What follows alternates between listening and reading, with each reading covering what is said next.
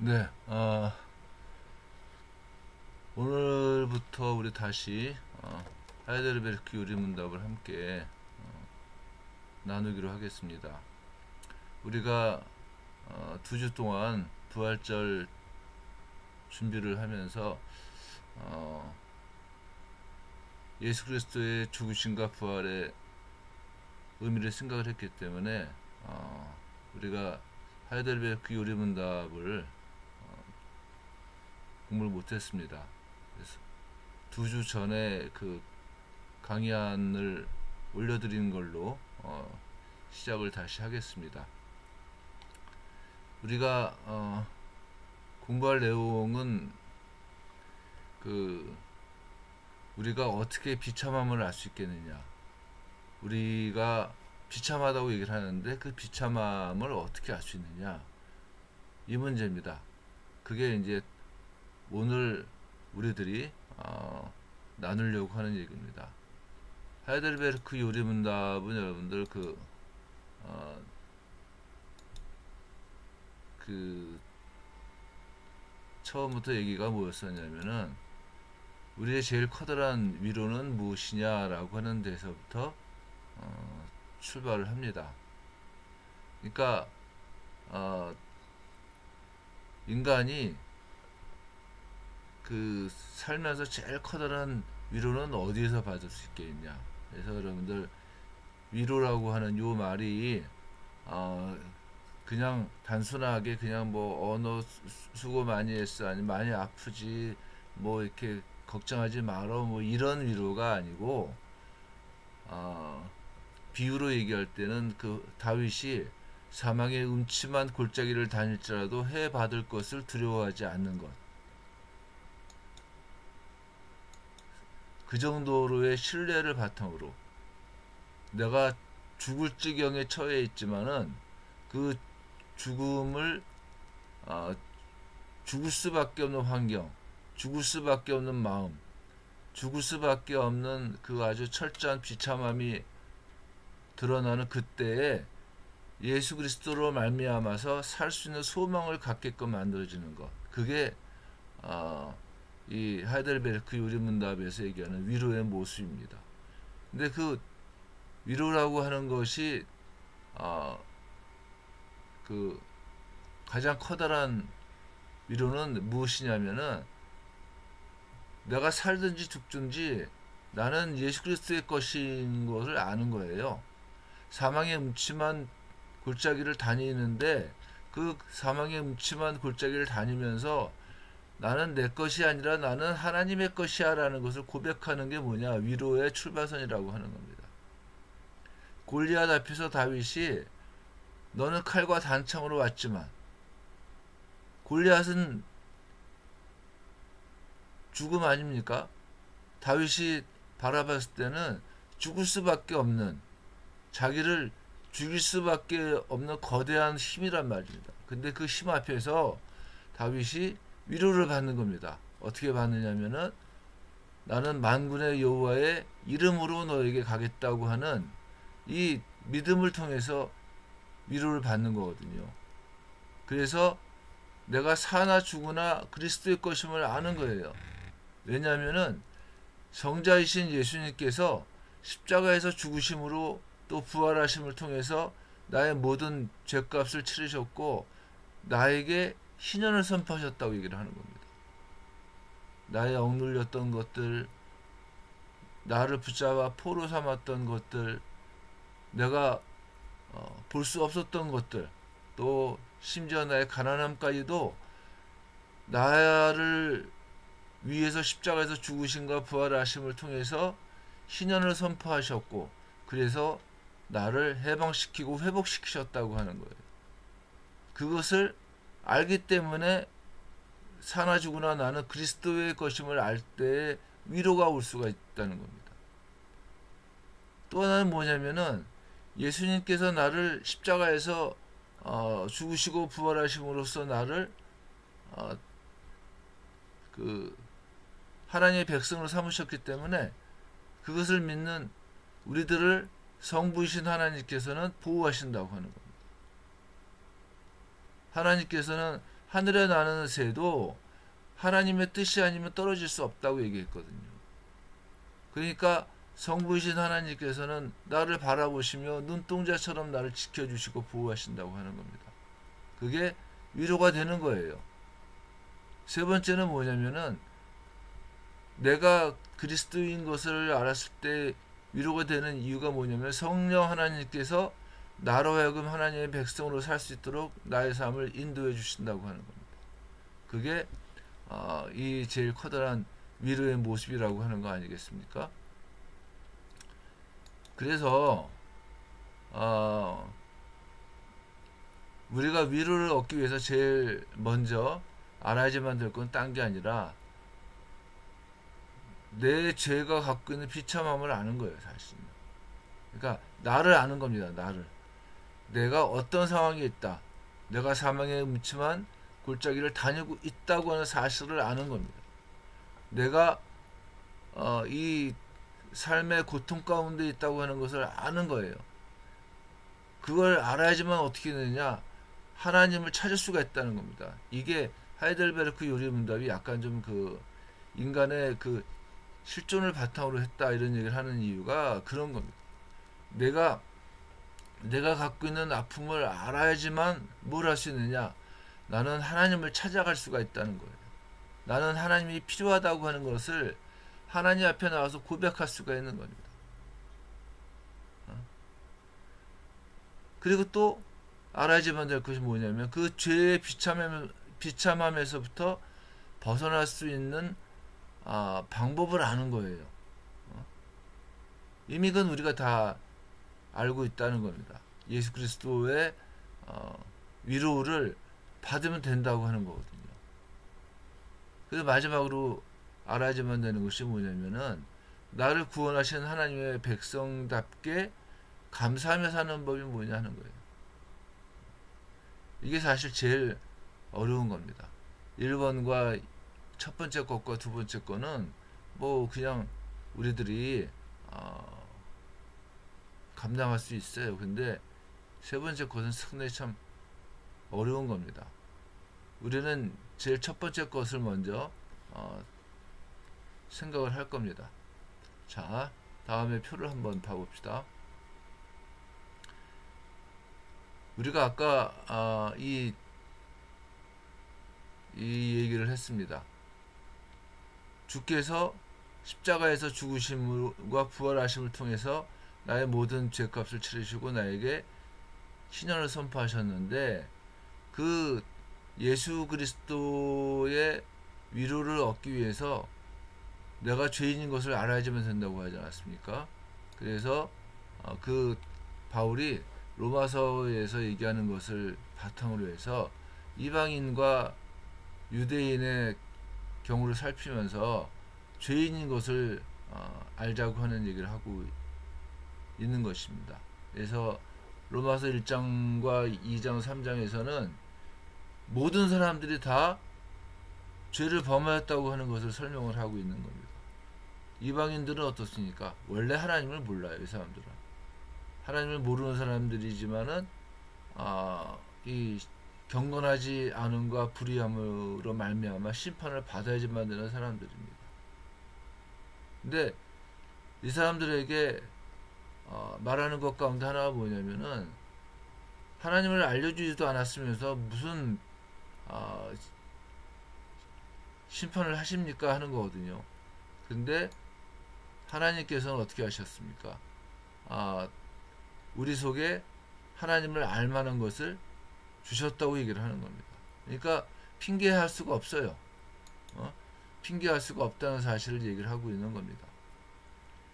그래서 이방인들은 어떠냐면은 경건하지 않은 모습을 바울이 얘기를 하는데 뭐라고 얘기를 하냐면은 하나님을 영화롭게도 아니하며 감사하지도 아니하고 오히려 그 생각이 허망하여지며 미련한 마음이 어두워졌나니 스스로 시있다 하나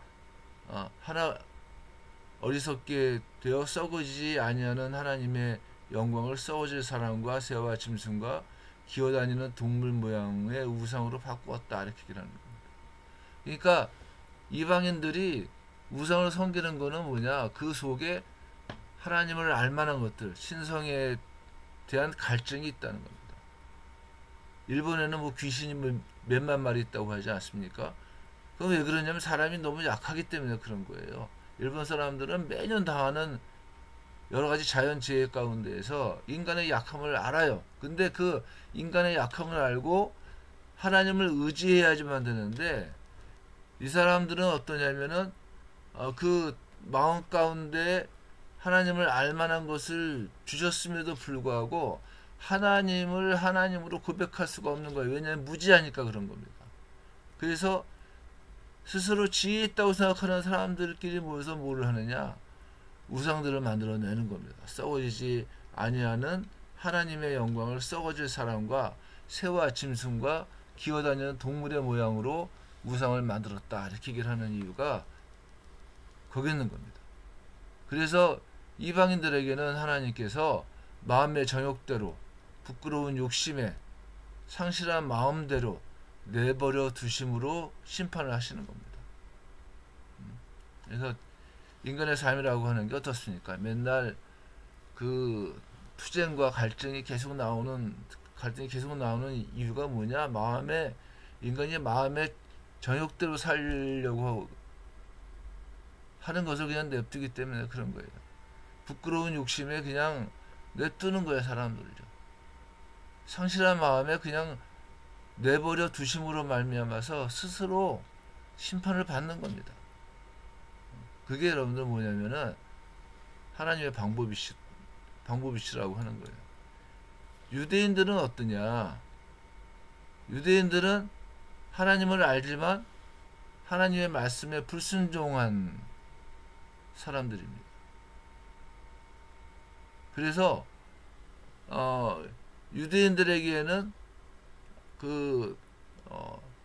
하나님을 알 수 있는 특권을 주셨어요. 또한 그뿐만이 아니라 하나님께서 유대인들에게 자신을 계시를 하시는 겁니다. 계속해서. 근데 유대인은 어떠냐? 말씀을 맡았음에도 불구하고서 어떠냐면은 순종하지 않았다는 겁니다. 이게 더 큰 문제예요, 사실은.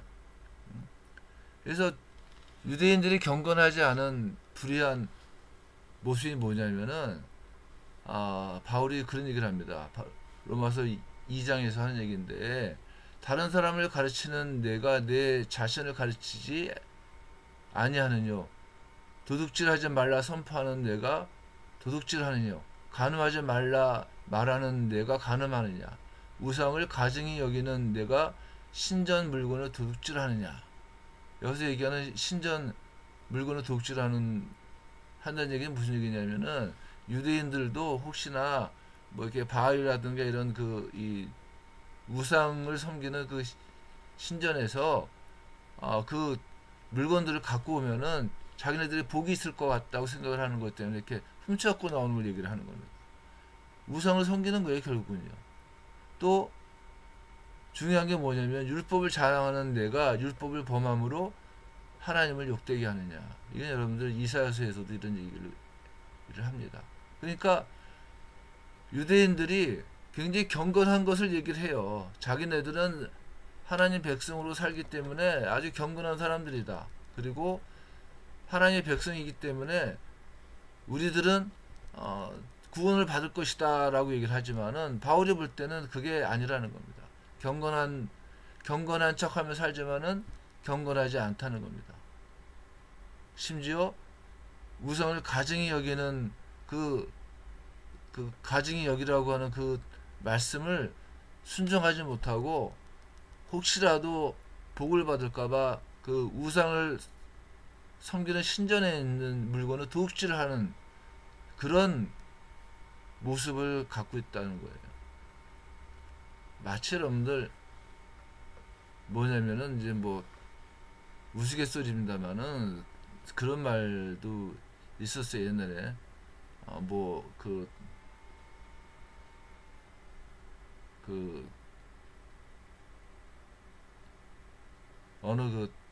이제 잘못 배운 목사겠죠.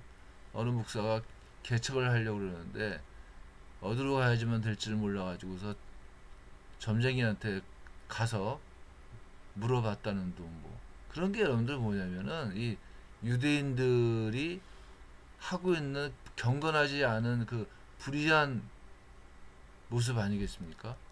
뭐 실제로 그런 일들이 있었는지 없었는지 모르겠습니다만은 그런 얘기들도 돈단 말이에요, 사실은. 어? 얼마나 그 목회자들이 그 진짜 참 하나님의 영광을 돌려야지만 되는데 하나님의 영광을 오히려 막고 있는 거 아니겠습니까? 그러니까 유대인들이나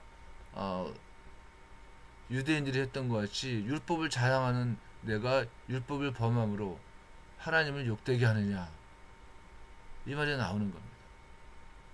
그래서 유대인들에 대한 하나님의 심판은 이방인들하고 대동소이해요. 사실은요. 오직 당을 지어 진리를 따르지 아니하고 불의를 따르는 자에게는 진리와 분노로 하시리라. 악을 향하는 각 사람에게는 각 사람의 영에는 환난과 공고가 있으리라. 먼저 유대인에게요. 이렇게 얘기를 하는 겁니다.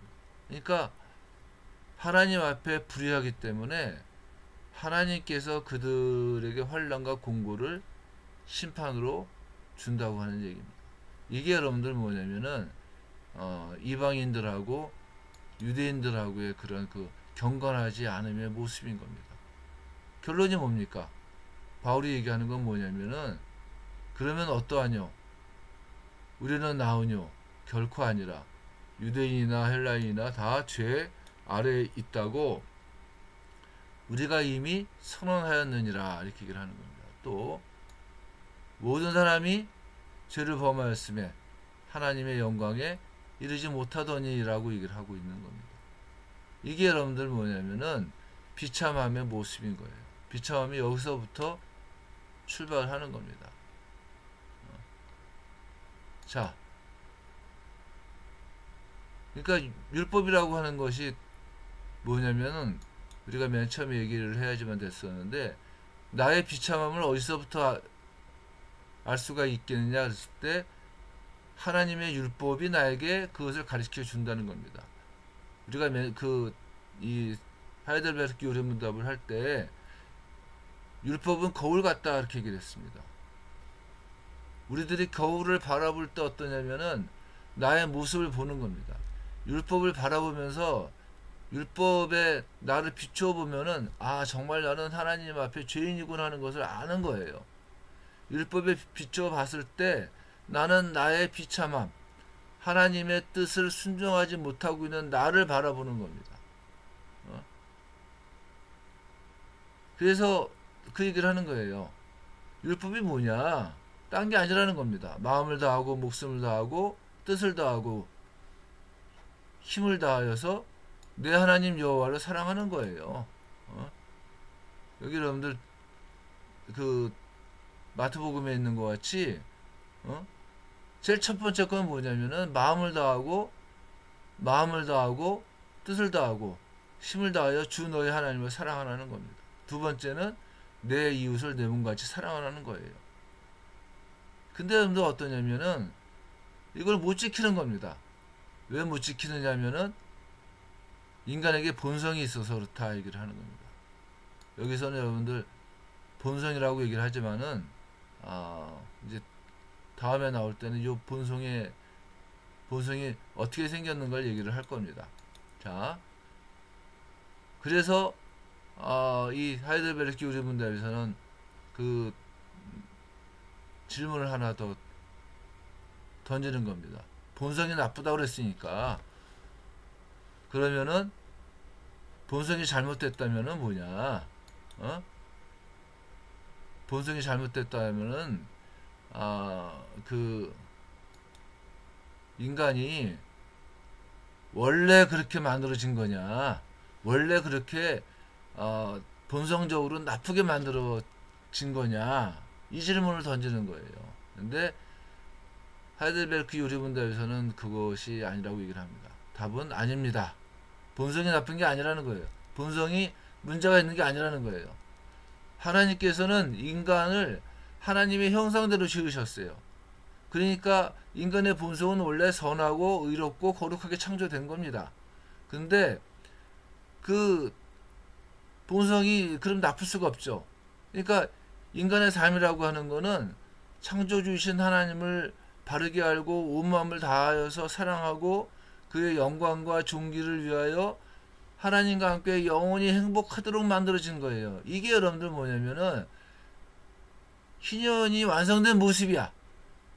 우리들은 이런 삶을 위해서 만들어진 겁니다. 창조주이신 하나님을 올바로 아는 거, 온 마음을 다해서 하나님을 사랑하는 거, 또한 하나님의 영광을 나타내고 또한 하나님을 존귀하게 만들고 또한 하나님과 함께 영원히 행복하게 살아야지만 되는데 무슨 이유에서인지 인간은 비참하게 살고 있다는 거예요. 그래서 그 비참한 이유는 우리가 다음 주에 생각을 할 겁니다. 결론적으로 생각을 한다는 건 뭡니까? 인간이 비참한 이유 가운데 제일 큰 거는 딴 게 아닙니다. 하나님의 선하신 뜻을 순종하지 못하는 데 있어요. 하나님의 형상대로 창조되어진 내가 하나님의 형상을 올바로 따라가지 못하는 데 있다는 겁니다. 그게 인간의 비참함의 모습이에요. 이유예요. 그래서 그 이유를 이제 다음 주부터 생각을 할 텐데 키를 하나 던지고 마치겠습니다. 뭐냐면은 이 비참함의 이유는 뭘까? 사람의 판단에 주체됐다는 거예요. 사람이 자기의 선악을 판단하는 판단의 주체가 된 결과가 뭐냐? 인간은 점점 비참하게 된다고 하는 겁니다. 그래서 오늘은 여러분들 이 율법이라고 하는 거울에 비추어 봤을 때 이방인이나 유대인이나 다 죄인이다 하는 것을 얘기를 하는 겁니다. 율법이라고 하는 거울에 비추어 봤을 때 심지어 예수 그리스도를 믿고 있는 나도 실존적으로 봤을 때는 죄인의 위치에 죄인의 모습을 그대로 갖고 있을 때가 더 많다. 또 많이 있다. 그래서 여기서부터 벗어나서 행복한 삶, 하나님을 올바로 알고 온 마음을 다해서 하나님을 사랑하고 또한 하나님의 영광과 존귀를 위해서 살며 또한 하나님께서 허락하시는 이 만복을 마음껏 누리면서 행복하게 살 수 있는 방법이 무엇일까? 이거를 여러분들 이제 함께 나누기를 원하는 겁니다. 자, 오늘 여기까지만 하겠습니다. 기도하겠습니다. 아버지 하나님 함께 해주시고 또한 하나님께서 인도해 주시니 감사드립니다. 우리들을 하나님 아버지의 형상대로 만드셨고 또한 하나님과 동행하며 행복하게 살 수 있도록 만드셨는데 우리가 하나님께 범죄함으로 말미암아 본성적으로 타락하여졌고 또한 하나님의 온전하신 뜻을 순종하지 못하는 비참함을 살고 있음을 하나님 앞에 고백합니다. 우리들을 하나님께서 사랑하심으로 우리들을 위하여 십자가에 예수 그리스도를 죽게 하시고 부활하게 만드심으로 우리들로 하여금 하나님 백성답게 이 땅에서 살 수 있도록 인도하심을 믿습니다. 우리들을 붙드시는 하나님으로 말미암아 하루하루가 하나님을 의지함으로 또 하나님께 순종함으로 행복한 날들을 감당할 수 있도록 도와주시옵소서. 모든 말씀을 예수님의 이름으로 기도했습니다. 아멘. 네, 마치겠습니다.